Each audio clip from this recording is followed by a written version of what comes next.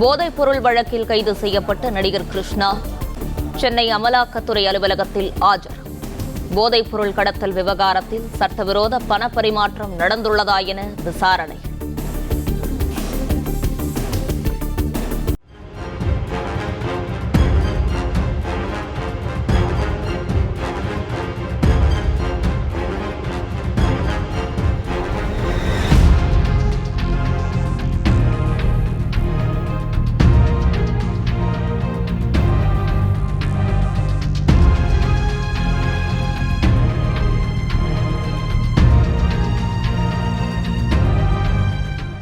Play store மற்றும் app ஸ்டோரில் இருந்து பாலிமர் செயலியை QR கோடு மூலம் பதிவிறக்கம் செய்யுங்கள்.